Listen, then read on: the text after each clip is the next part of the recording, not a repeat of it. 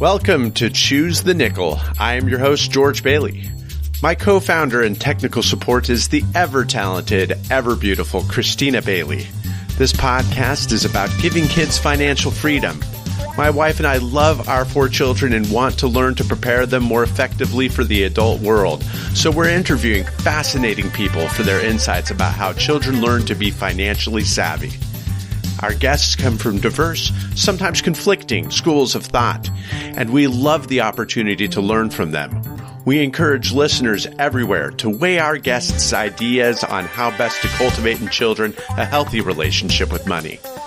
We invite you to visit our blog at www.choosethenickel.com, subscribe to our newsletter, and explore our efforts to apply what we are learning on the podcast. Our next guest is Chris Groshong, president of Coinstructive, a Bitcoin and blockchain consulting firm located in San Diego, California. As president, Chris has developed a nationwide team that is furthering the development of cryptocurrency and blockchain adoption. With a focus on clarity, Coinstructive provides an obstacle-free transition for businesses and enterprises who are interested in using cryptocurrencies or blockchain tech as part of their business strategy. Chris is a solutions architect, problem solver, and helps fill the gaps in business models. His fundamental goal is not only to help organizations reach theirs, but to do so in a way that empowers founders, boards, and entrepreneurs to make educated, well-informed, and confident business decisions. Chris and I have known each other since the 7th grade, and it's been wonderful to catch up with him and to probe his expertise to learn more about this intriguing topic. Ladies and gentlemen, Chris Groshong. How's it going, Chris? Welcome to the show. Hey, George. Thanks for having me. So I've seen on your side that you are now the head of a startup called Coinstructive. Tell me a little bit about that. Yeah, so Coinstructive is a passion project. So back in 2014, when it first kind of came to my mind, I was like, I need to be active in this space, right? And I thought, what better way to do that than put it around education? So in 2015, I started Coinstructive, and the original focus was to help with merchant adoption and education and evangelism, right? Because how do you help promote a topic like cryptocurrencies, and Bitcoin was really the main one at the time, that without the education to go along with it, because Bitcoin wasn't a company, right? There is no CEO. It's just a software that runs on the internet. So how do you promote and help spread the word about something like that if there's no company that can have a marketing budget to do it itself? Wasn't it founded by just some Japanese guy or woman? We don't even know if it's a woman or a man. Yeah, I mean, it's a pen name, really. It most likely was a group of people that worked on it just because of the complexities that are involved, not only from an economic standpoint, but from a coding perspective. I mean, yes, technically it could have been one person, but the theory is that it's probably a few people, and that was their group name. There's, emails from at least a certain individual. There's a lot of information that you can use to go and track down some of the origins of the spoken word or the written word of Satoshi Nakamoto through Reddit channels and things. But, so when you guys talk about this, do you treat it like sacred text, or you joke about it like it's sacred text? What's kind of the mood around the mystique, There is this cult following almost to some degree. It has gotten less and less over the years as the libertarian movement has kind of gotten drowned out by Wall Street. So there's not as many of those fanatical, this is the word of Satoshi, It definitely changes. Wall Street doesn't time. have any tolerance for that. You don't want to have any figures that are more kind of higher in the religious hierarchy than money. So, yeah, their perspective, yes, for sure. That's great. So you're in some of these circles and you're getting the word out. I think that that's actually really awesome, because you're right that, some things, even if it's a great idea, these don't advertise themselves. So you're getting the word out. That was the original perspective, because we felt that there was this huge gap between laymen's and the engineers, and most of the time what we saw was the engineers were the ones that were out speaking to the community, and they weren't really doing that great of a job. I mean, don't get me wrong, there's a handful of them who I've met along the way who I'm very impressed with the way that they can handle a crowd and explain the technology in a relatable way. But that's, I think, far and few between when you start to talk about the developer engineer types. we realized that merchant adoption was not going to be a path forward for Coinstructive. We decided to pivot more towards business development. Because what we realized that just like the internet, once people realized that there was no way to really shut it off and you should just be able to start building on top of it, I see a lot of similarities in the world of blockchain because now this open source technology has allowed for massive amounts of innovation, exponential growth, and the ability to raise money in ways that we haven't seen before to fund projects. So it's very much similar to this open-ended technology like the internet was, except it's all around finance, which has its own layer of complexity added to it, obviously. Yeah. It's really been, okay, what's going to happen then? If there's going to be 1,000 companies that are created out of this, or 2,000 companies, how many of those are actually going to survive? Yes. Right? Look at the .com era. And it's some of those, not because they didn't have good projects or great ideas or even decent leadership. It takes a lot to run a business. For those of you who are entrepreneurial or part of a bigger corporation, you totally understand where I'm coming from. So having that corporate knowledge of working in an industry, in the pharma industry, before coming into the crypto world, so to speak, I would have to say that has given me at least some insights to both sides of how business is done on both corporate and entrepreneurial. So when I realized that a lot of these academic ideas are going to be floated out there with white papers who are getting 10, 20, $50 million, and then in 2 years they're going to be like, whoa, where'd all the money go?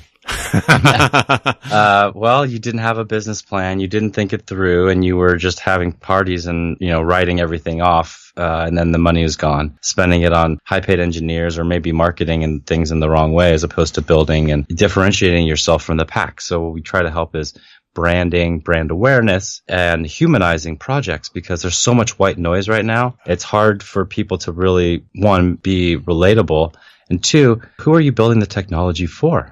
It's a human on the other end. It's a user, right? It's not just a number. And if it's not, if the user interface isn't good or the experience isn't good or it's not relatable, if you can emotionally connect with some of these people about your technology, and these people in this industry right now are solving a lot of really difficult problems.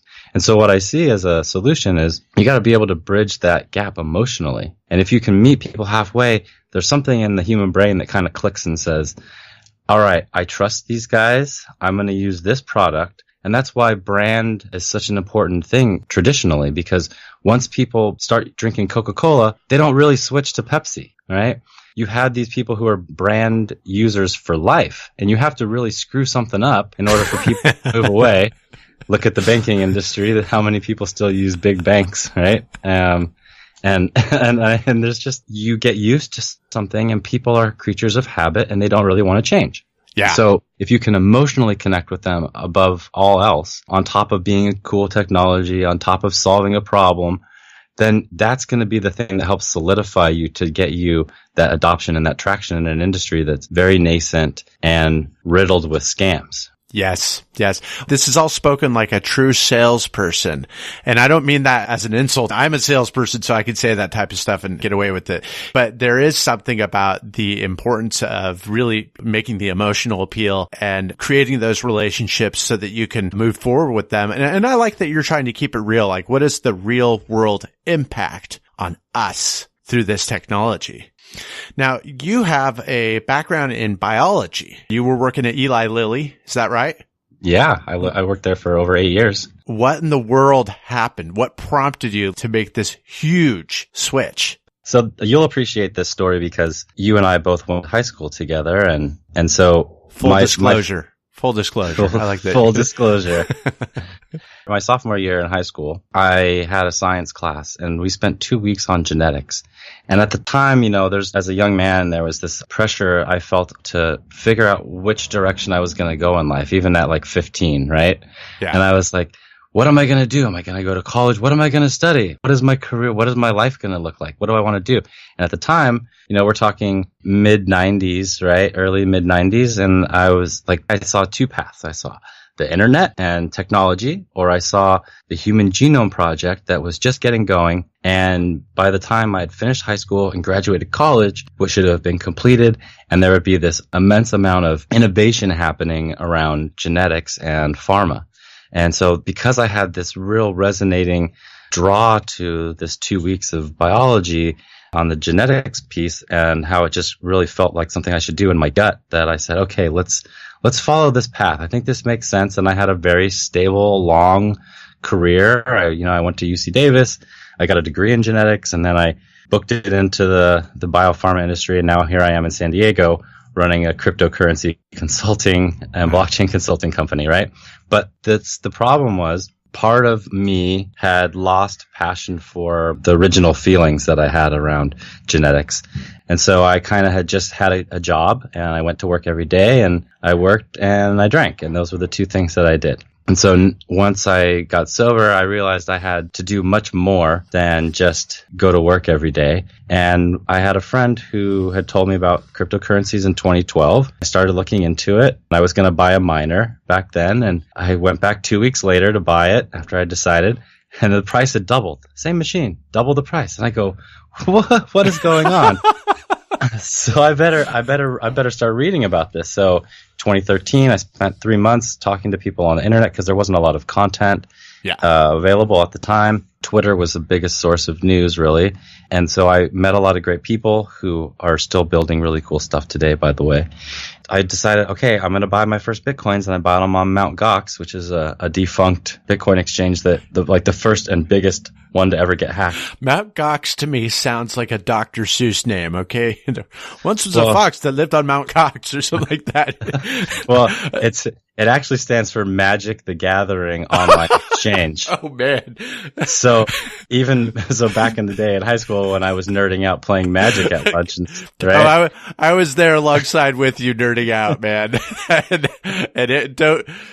Make no mistake, that was nerdy. Okay. One nerdy thing turned into another nerdy thing. So that's why how I was like, well, maybe this is this whole serendipity thing, which has been happening to me a lot since I've made this career move. By the way, it's been quite remarkable. Yeah. I sent money for the first time in an international wire to Japan. So I had never done that before. So I sent $500. It cost me $50. And I was like, well, that seems like a lot. And then it took 5 days. And it was the week in April 2013 when the price went from like $100 to $250. And not really knowing the psychology of markets, how people react to these things. I jumped in when I got my email on that Friday or Saturday that said, hey, your money is available. You can purchase Bitcoins. And I was like, okay, well, I better do it right now because this thing is doubled already. It's going through the roof. And then by Monday, so I bought at the top, and by Monday, I could have bought twice as much if I had just waited 2 days. So I learned how expensive it is to move money, what it means when you have to wait for your money to get to where you want to be, because you can lose out on opportunity because timing is everything. And I learned the psychology of markets to not maybe do a buy during a run up. So like when the price hit almost $20,000 in December, I was sitting here going, all right, when is it going to come? When is it coming? When's it going to come back? When's it going to crash? When's it going to correct? Just like all markets, they all correct, right? So, but like if you haven't been paying attention, and this one is extremely volatile in the moves that it makes, but a 50% correction is not unlikely or unheard of, or a 70% correction. Yeah. So the good thing is the people who are buying in towards the top, what it does is it sets the hook. Because you come in maybe for the greed, the big returns, and you're like, oh, I'm going to make so much money. And then all of a sudden you're like, I just lost so much money. And then you go, what do I do now? Well, most people don't want to liquidate for that position. Some of them, if they do, they're going to regret it probably in 8 to 9 months when the price is back up above what it was before or in a year. Yeah. But at the same time, they're going to, hopefully the people who are still in are going to take some time and learn more. And then once they learn more, they're really going to get involved, and they're going to understand what the whole movement around cryptocurrencies is really about, and what this technology has the possibilities of doing for the human race as far as leveraging peer-to-peer transactions and giving people control over their own identity, their medical records, their ability to transact value between parties. These are things that fundamentally have always had some sort of frictional piece to it. It's a mindset change for a lot of people, but it's going to change things for the better. If you're getting in at the top, you're going to learn. Just think about what's going to happen in 5 years. People are just starting to learn about it now. So don't be upset that you got in maybe at the wrong time. there's not really a wrong time right now, because in 3 years from now, you're going to look back and be like, man, I'm glad I got in then and I learned so much. So don't be discouraged just because of pricing. Think of it as an opportunity to learn more. I'd like to learn a little bit more about the specifics of some of the problems that you're trying to solve, because you've alluded at this a couple times throughout, particularly that, your experience in the business world has given you a sense of the value of Bitcoin. You talked about health records. Could you give me some specifics about what it is that Bitcoin and other cryptocurrencies are resolving? Well, disintermediating the third parties, I think, is the biggest thing. So cryptocurrency, the crypto stands for cryptography, which is a very super secure form of math, essentially, that can be proven through a difficult mathematical proof using an algorithm in the case of most of these things, right? So basically what you're saying is I would rather trust in math than in a third party, because you can trust in the math to kind of mediate the transactions between two parties. Then it cuts down on friction and cost. Obviously, there's issues around the scaling of these technologies because they're still new. But overall, what you're going to see is just like Amazon is like the race to the bottom as far as the cost for web hosting services. Yeah. Blockchain technology is the race to the bottom for exchanging value between two parties. A bank in the future will essentially be running some sort of a blockchain technology underneath, and you'll probably get an update on your app on your phone, and you'll be like, oh, app update. Yep, I accept the terms. You won't read it. And then it'll say, we're using blockchain technology now. You'll have the same sort of user experience, but to them to run will probably be much less. Whether or not they pass it on to the end user, I don't know, but their investors and their shareholders are probably happy that their bottom lines cost less and their revenues or their margins are higher. So I don't know if that necessarily answers your question. I think it's a double-edged sword, really. Technology can kind of take you in two different directions. It's got good and bad. I admire early adopters of these technologies because it does take a considerable amount of risk, and we don't know exactly where this is going. We didn't know where the internet was going to go, and now that we're there, and I don't think that we're all the way there, this was not what I foresaw. And now I feel like my fear is that one day my children are going to be explaining cryptocurrency to me, and I'm not going to have a clue. I really do want to get this. And you say a few words that you are just, bam, you're knocking these words out. You get the concepts, but these are things that are still way beyond me. I'm going to start with the blockchain. I hear it all the time. My understanding is that it is a system that allows for a more precise exchange of money, and that is very, very, very difficult to manipulate so that it can be trusted in more than the current art. That's a pretty good description. Trust me, it is a very difficult thing to grasp. It is a mind-warping concept of how things should work in our world. It took me probably longer than a lot of other really smart people, which makes me think I'm probably not as smart as I think I am. But what I understood was blockchain is really just a new data structure. Think of it as a new type of a database that can't really be appended without certain requirements. So it's an immutable way to store data. And it's computationally expensive, which is why it makes it so secure. So basically, because it's so expensive, you'd have to be a serious entity to even be able to manipulate this thing, like on the size of a government or a large corporation. Right. So for data, so there's projects out there that are doing things like data integrity, right? So what I think people need to understand when we say, okay, a blockchain is a database that is immutable and uses cryptography to help secure that data. What we're also really saying is that it's not storing like the whole file on a blockchain, right? It's referencing pointers of that data.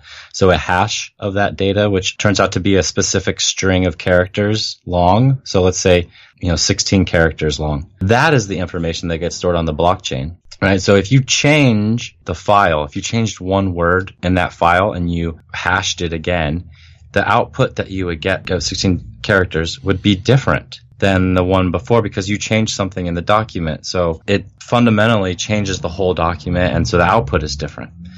So that's how you reference something for data integrity on a blockchain, and you put the hash of the file onto the data, and when you hash that file again and you check and you see if the hash comes out to be the same, if they match, the checksum is equal, which means then that's the same file. So data is such an important thing in our world, because if you have the ability to go back and change the data from 6 months ago for a financial statement, and that means that that company makes $2, $10, $20, $50 million more because you can manipulate the data, or it gets them a contract that keeps them in business for 3 more years. Like, people have a lot of incentives to manipulate data, and a blockchain can stop that manipulation and add transparency, because all of the transactions, depending on how you organize your blockchain, are transparent. So there are multiple types of blockchains, right? So there's permissioned blockchains, there's permissionless blockchains, there's combinations of the two. And it's like a walled garden versus an open source project, right? JP Morgan Chase has Quorum. Jamie Dimon bashes Bitcoin all the time, but they have their own blockchain technology product that they're selling. Yes, we don't like Bitcoin, but yes, we like blockchain. It's hypocritical to me in a sense, but at the same time, from a business perspective, I understand their point, because sometimes you don't want people to see what your transactions are. If you're a publicly traded company and all of your transactions are being like recorded through some sort of a blockchain and anybody can see that, then why do they have to wait for your quarterly financials to come out? They can predict it all right there. Because they can read all the transactions, so they can make insider moves, sell or buy more, like right before you're supposed to release your information. And that's a really big problem. So a walled permissioned blockchain gives the ability for only parties who trust each other to be sharing that ledger of data. So this is what you're talking about, removing the third party. Yeah. I mean, the third party, essentially in a permissioned blockchain, it's the same as a traditional third party system, right? You have trusted actors, whereas in a decentralized permissionless system like Bitcoin, anybody can become a participant. And regardless of the number of participants, everyone is incentivized to act independently. For the instance of Bitcoin, people are incentivized to mine because they get a reward of Bitcoins. That's for doing the work of processing those transactions. But it's also permissionless in the sense that if I ask some guy on the street to where I can find Bitcoins, and he goes, "Oh, I have some. Would you like to buy some from me?" And I give him $20 and he gives me Bitcoin. I didn't need permission from a government or a bank. I just obtained it. Right? Same way as I don't need permission to mine. I buy the miner on eBay or some website. It gets shipped to my house. I plug it in. As long as I don't blow a circuit and hook it up to the internet, I'll be running a miner on the Bitcoin network without anyone's permission. But a permissioned system, a permissioned blockchain, means that the people have to agree to give me access to have a record of all of the data. Because what you don't want, all these systems are based on avoiding a single point of failure, where most companies, like these companies are getting hacked with ransomware, and they're getting Bitcoin as their ransom, right?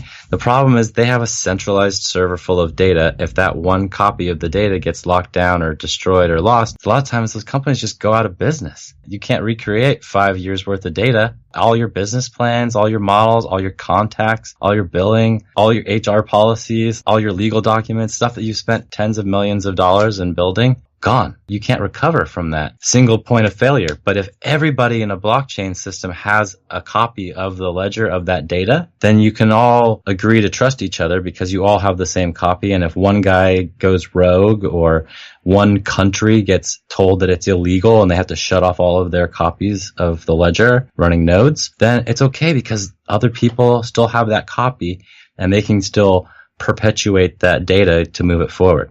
I feel like I'm starting to grasp this, and this is exciting because I really do want to understand it.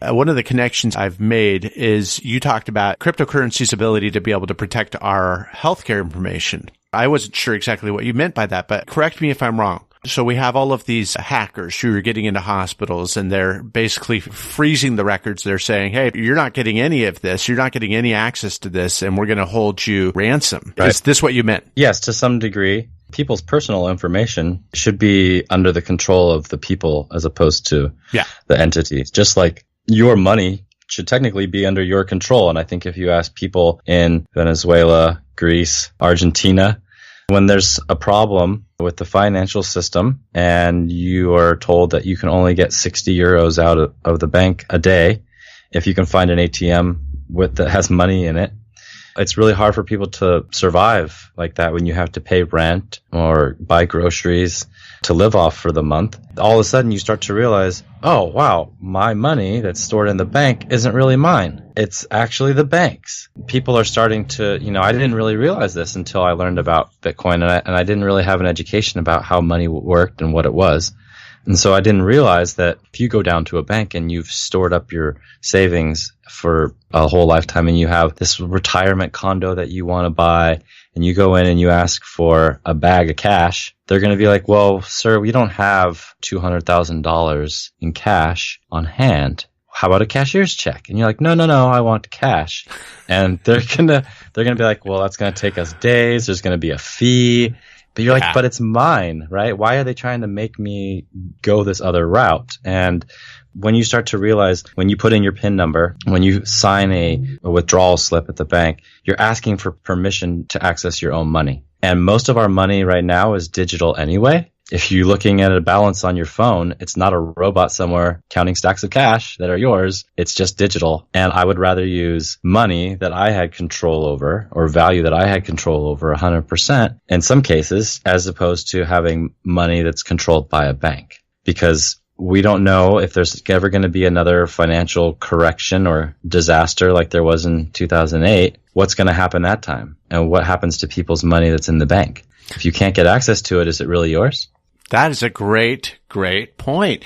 That is fascinating. Now, I have seen, though, that different countries have been adopting cryptocurrency technology in their reserve banks. And so they're starting to catch on. Japan has done this. Do you see this as being a positive trend, that countries are getting involved in this? Or do you think that they're going to find a way to kind of manage this?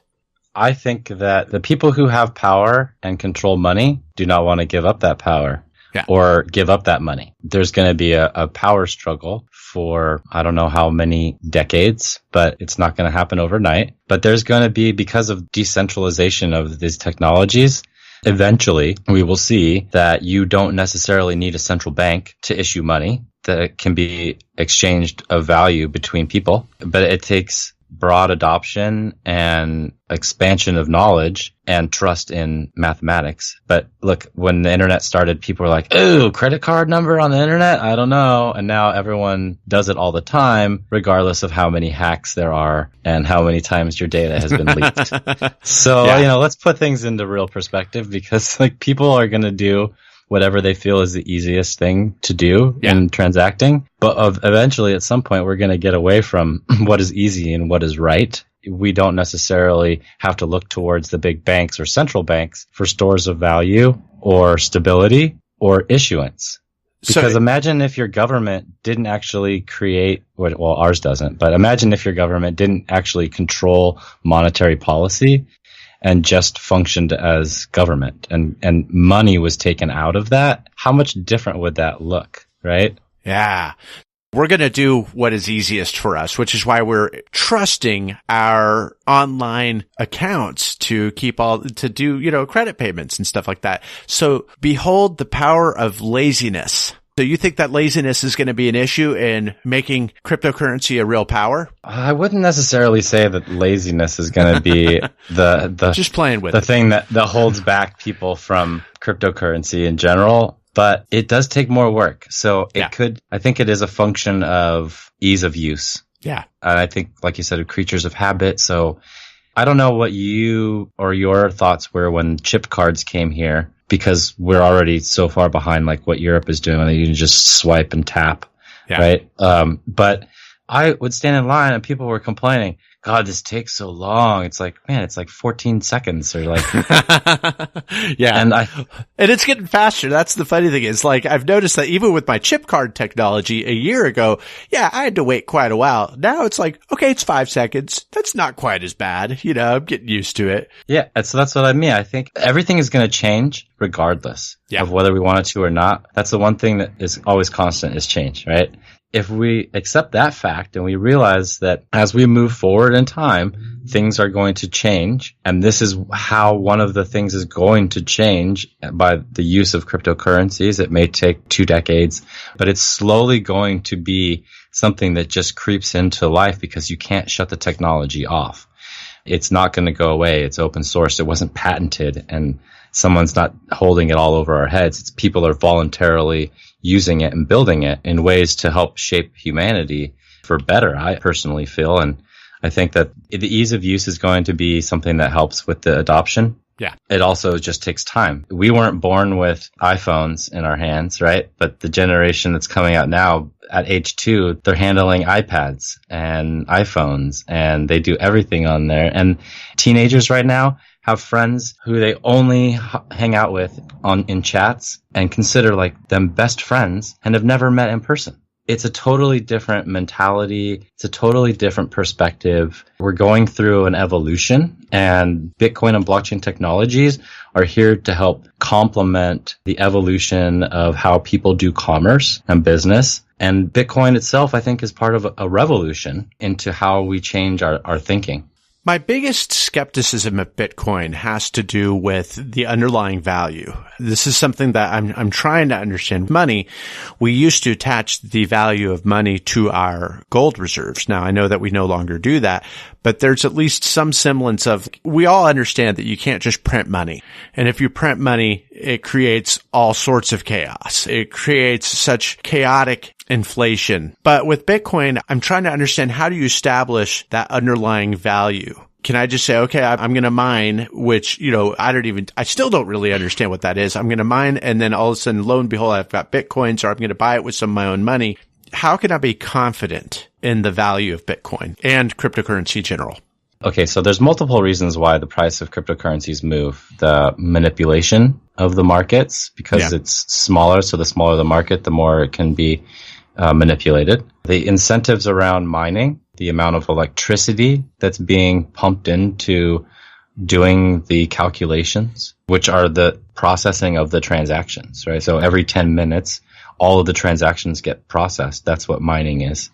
And the person who solves that block of 10 minutes worth of transactions gets the reward, which is newly minted Bitcoins in the amount of 12.5 Bitcoins, right? Yeah. Now, that number 12.5, how long has it been that number?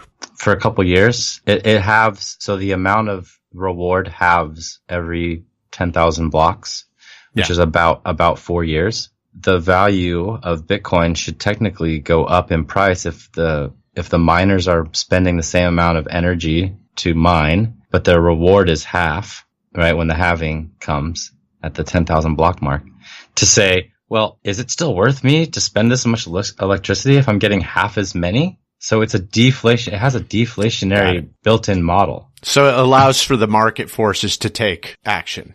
Based on how much people are putting energy into securing that network.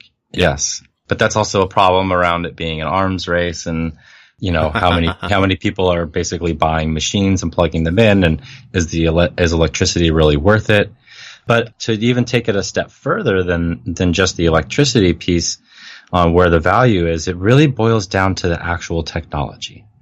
Banks were established to be the intermediary for trust. Not only was it a point for people to store their wealth so that it wasn't under their mattress, but there was also this idea of being able to spread that wealth from the wealthy to give loans to the less wealthy so that they could do the things that they want to do and to keep the economy moving. And so banks don't necessarily play as much of a role for storage as they had in the past, like that necessity, because everything is really digital, right? Yep. So for the most part, what we really are using banks for is the trust factor. To say, like, if I send you money and you say I didn't get it, the bank says, well, I'll figure it out. One of you guys is obviously lying, right? Mm-hmm. But if you can use cryptography to do the same thing, then you don't need the third party is just the person who's double checking the math.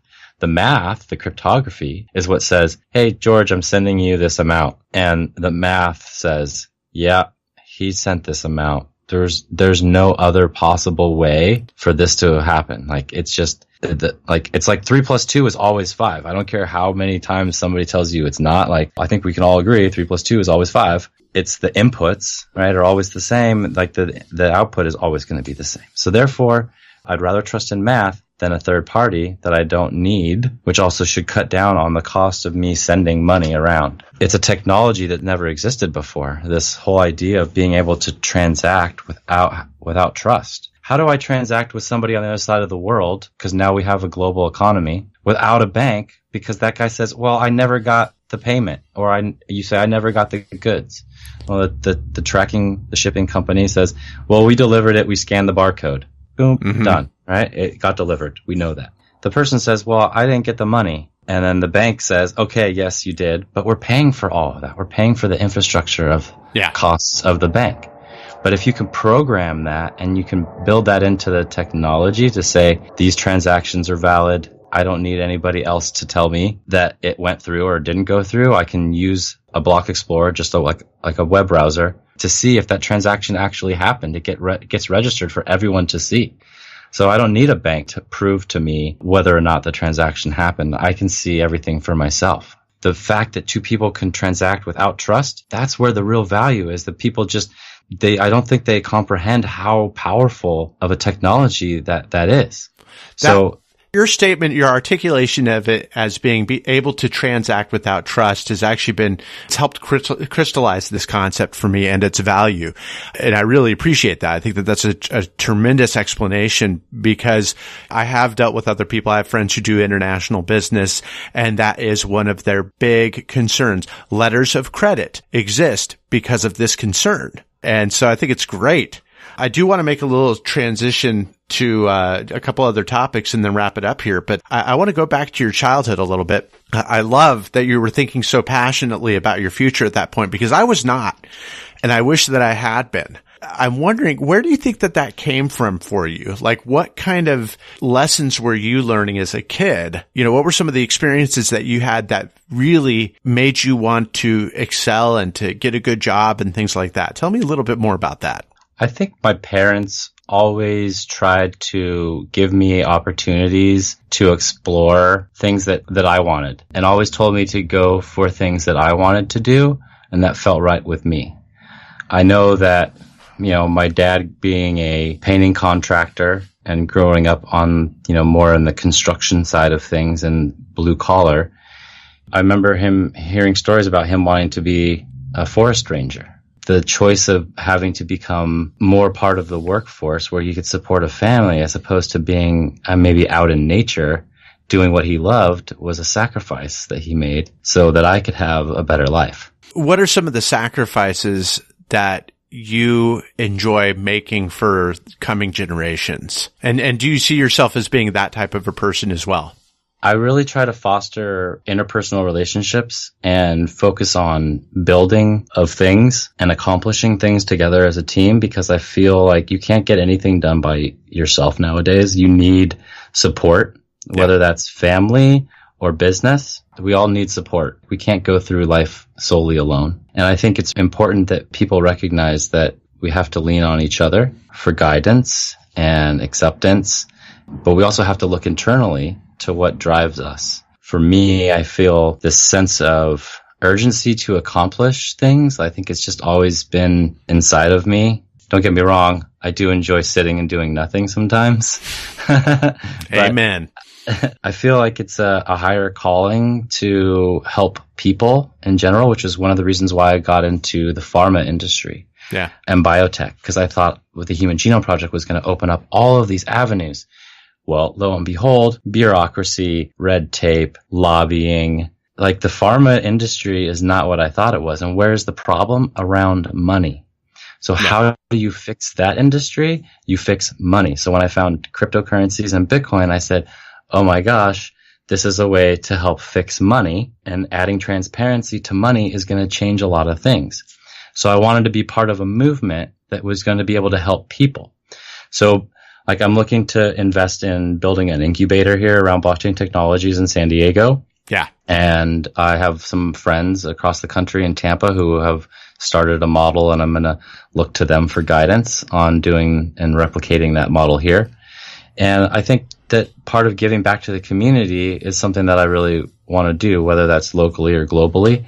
I would hope that through my financial gains over the next 10 years, that I will be able to give away, somewhere in the neighborhood of 50% of everything that I own. Like I want to be able to do philanthropic things. I know some people say they have a number that they want to hit in their bank account. And my idea is I'd like to give away more money than those people want to have in their bank account. Nice. I hope that for you. I really do. Then as a kid, would you say that you were a team player? And if so, what cultivated that? I'll tell you exactly what cultivated it. I was always on the smaller side as a child. And so I kind of sucked at a lot of sports. Soccer was pretty good because all you had to do was run. But I love baseball, and I was really not that good at it. Yeah. And I think I learned the value of being on a team and having seasons where you didn't really win games, and understanding, though, that it's not always about successes. It's about relationships and building knowledge so that you can apply those for successes later in life. If you can take some of the life lessons that you learned even as a child, you start to look at your body of work as a whole, and you can see a path of where you were and the things that you've learned, and how, if you're aligned with what you're supposed to be doing, how everything just seems right. And everything that falls into, like what I was talking about, serendipity, I have so many things that just happen to me that I go, that's a really crazy coincidence.